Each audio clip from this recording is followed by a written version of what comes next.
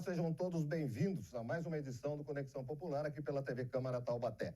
Você nos acompanha através do canal 4.2 TV aberta e também das nossas plataformas digitais. Sempre um assunto relevante, tanto para a nossa cidade como para a nossa sociedade. E hoje nós temos o prazer de receber aqui o coordenador de doação de órgãos e também o diretor de governança do Hospital Regional de Taubaté, Dr. Caio Soubia Nunes. Dr. Caio, muito obrigado pela sua participação aqui. Sei que a agenda é apertada, mas obrigado por arrumar um tempinho para a gente. Eu que agradeço. Boa tarde a todos. É uma honra estar aqui com vocês. Agradecimento feito, eu vou falar do tema que nós vamos abordar hoje. A Política Nacional de Conscientização incentiva a doação e transplante de órgãos e tecidos no Brasil. Como é que está funcionando essa nova lei, que é de 2023, mas, doutor, entrou em vigência a partir de fevereiro de 2024. E como é que essa lei pode impactar as taxas de doação de órgãos aqui no país? Isso é uma coisa muito interessante, né? Apesar ainda do curto espaço de tempo que essa lei está em vigor, a gente acredita que ela vai beneficiar muito o sistema de transplante, porque o que a lei fala? Na divulgação. Hoje, o que estamos fazendo aqui, já agradeço o convite, né? A gente está exercendo essa lei, a gente está divulgando para as pessoas, né, o que é a doação de órgãos, quais são os benefícios dela, né, quem são as pessoas que podem receber órgãos, quem pode doar, e assim vai. Então, a lei fala o quê? Vamos tentar fazer uma ampla divulgação para que isso chegue em todo mundo, né, para que a gente melhore muito os nossos números aqui no Brasil. O objetivo é exatamente esse, doutor, a gente poder levar para a população esclarecimentos a respeito dessa lei, a respeito desse programa. Por exemplo, quem pode ser um doador em potencial de órgãos? Na verdade, a gente precisa começar dividindo em duas vertentes aí. Primeiro são os doadores vivos, né? Ou seja, uma pessoa viva, ela pode doar um rim, ela pode doar um pedaço do seu fígado para outra pessoa. Porém, as doações intervivos que a gente fala, precisa ter um parentesco. Eu não posso doar o meu rim ou um pedaço do meu fígado para qualquer pessoa. No Brasil, precisa ter um parentesco, precisa ser uma esposa, um filho, um pai, um primo, né? Até consigo, às vezes, doar para um amigo muito próximo, um amigo muito antigo, porém, só com determinação judicial. Aí a coisa já judicializa. Exato. O juiz autorizou, comprova que realmente é uma amizade, que tem um vínculo afetivo com aquela pessoa. E tem compatibilidade também. Também, né? Isso é muito importante. Segunda forma são os doadores de morte encefálica. Aí eu não escolho, né, para quem aquele paciente que infelizmente foi diagnosticado com morte encefálica já não está mais entre nós. Apenas o coração batendo, né, o pulmão ainda lá funcionando com medidas totalmente artificiais. Esse paciente pode doar seus órgãos para salvar outras até 10 vidas aí. Então, é o que a gente faz mais aqui no Hospital Regional. Então, um doador pode beneficiar até 10 pessoas.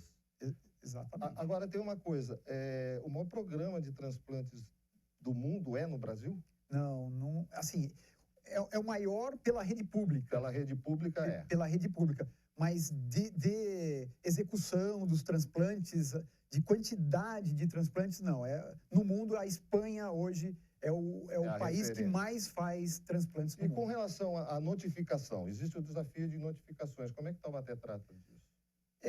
Esse eu acho que é um dos pontos chaves aí, né? A partir do momento que nós identificamos um paciente, por exemplo, aqui no Hospital Regional, que tem uma patologia muito grave. Vamos dar um exemplo. Um paciente que sofreu um acidente de carro e fez um traumatismo craniano. A equipe médica está lá tentando reverter esse quadro para que o paciente tenha sua alta e melhore do quadro. Porém, às vezes esse dano é tão grave que o paciente evolui para um diagnóstico de morte encefálica, né? Então, esse protocolo é um protocolo extremamente sério. São 3 médicos que fazem esse diagnóstico, 3 médicos diferentes. O último médico é um exame complementar que vai ver que realmente não tem sangue chegando no cérebro, ou esse cérebro não tem mais atividade elétrica, por exemplo.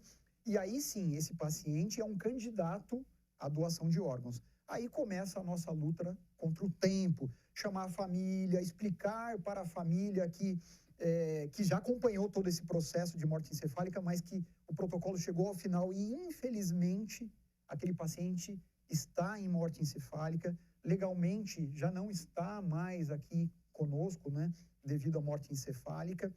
E aí mostrar para a família que ele, apesar de não mais estar aqui, nesse momento de extrema dor para a família, isso é muito importante falar, a família precisa daí decidir se ele pode ser um candidato à doação de órgãos. A recusa das famílias ainda é grande, doutor? É o nosso maior desafio. Ainda é um desafio. É muito grande. Eu acho que a nossa negativa maior é a recusa familiar. São valores ou desconhecimento? Eu acho que, às vezes, é até mais o desconhecimento, porque as pessoas, olha, é um aprendizado. Cada entrevista que eu faço com as famílias é um aprendizado. As pessoas mais simples, elas conseguem entender, né, que aquele ente querido não está mais entre nós e eles querem ajudar, eles querem salvar outras pessoas. Então, eu acho que é mais um desconhecimento mesmo daquele momento. A gente explica com calma, todo o protocolo, mas na hora as famílias acabam alegando que, olha, eu não sei se ele gostaria ou não de que os órgãos dele fossem doados e acabam negando. Agora, eu lembro de uma época que você colocava na sua carteira de identidade se você era ou não doador. Eu não sei se tem ainda, porque minha carteira é bem antiga. Existe a possibilidade, por exemplo, da pessoa em vida se declarar doadora, mas após a sua morte, a família não atender esse pedido ou vice-versa, doutor? Existe, mas não é o que a gente vê na prática. Só primeiro falando da carteira de identidade, isso foi no anos 2000. Isso. Ela já não... É uma lei que não mais está em vigor. O que a gente vê é justamente o contrário. Quando existe essa comunicação com a família, é um assunto chato, um assunto difícil, né? Nós, no Brasil, não estamos muito preparados para falar em morte, né? Numa mesa de jantar, por exemplo. Mas quando existe essa conversa, olha, gente, se infelizmente acontecer alguma fatalidade comigo, eu gostaria que meus órgãos salvassem outras pessoas.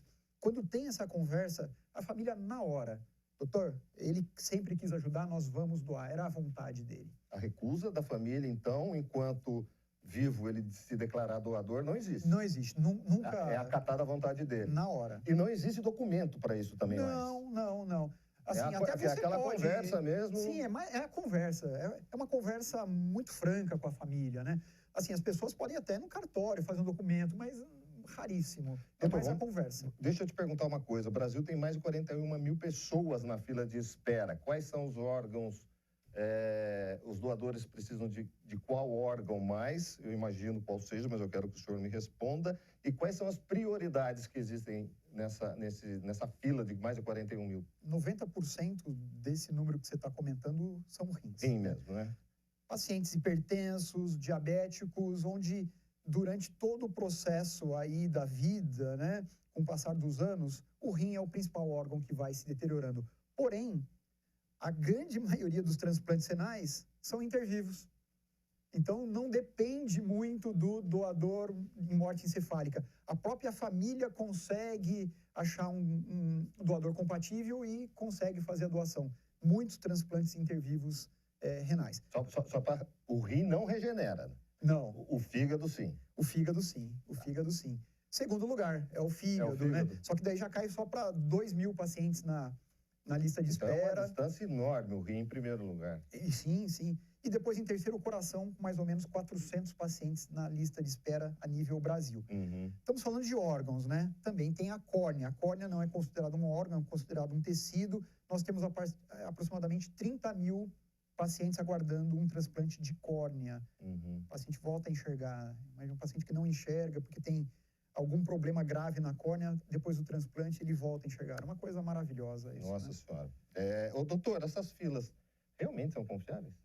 Muito confiáveis. Nós tivemos um caso recente, inclusive, até já para perguntar para o senhor, em que se questionou na imprensa, nas redes sociais, que funciona tanto para o bem como para o mal, o caso do apresentador Faustão, da rapidez com que ele foi atendido na doação que ele necessitava. É confiável? A pessoa pode confiar realmente nessa fila de espera? Pode. Fora os órgãos públicos que controlam essa fila, né, que são vários, hoje tem várias ONGs que também dão apoio a esses pacientes que necessitam de transplante. É uma lista totalmente transparente, qualquer um pode entrar lá, né, tem vários sites do próprio Ministério da Saúde, Tem a BTO também, que é uma sociedade que também controla toda essa fila. Então, é totalmente transparente. O importante para avisar para as pessoas que comentaram, né, até do Faustão aí que você citou, nem sempre o primeiro da fila é o que vai receber aquele órgão que está disponível nesse momento. Primeiro, eu preciso ver a compatibilidade. Às vezes, os primeiros não são compatíveis com aquele órgão. E dos que sobraram, é o primeiro mais grave. Às vezes, por exemplo, no caso do Faustão, ele era mais grave que os outros dois na frente dele. Então, se ele não recebesse aquele órgão naquele momento, ele poderia falecer. Ele se torna uma prioridade máxima. Qualquer um pode ter essa prioridade. Agora, me diga uma coisa. Em Taubaté, eu sei que não existe um dado individualizado por municípios, e sim em nível nacional. Mas como é que o senhor, tão atuante nessa área, vê aqui na cidade de Taubaté? Existe uma conscientização maior? O número de doações e de transplantes aqui no HR tem aumentado? Como é que o senhor vê isso? A gente mantém um número estável, mas, assim, aqui no HR a gente pega não só Taubaté, né, mas pega todo o Vale do Paraíba. Mas poderia ser maior. A gente tem um número de recusa muito alto ainda aqui no hospital. E o estado de São Paulo? Também. O Paraná é realmente o estado que mais... O Paraná é um estado, né, que historicamente, né, tudo começou lá, né? A Chapa Branca, lembra?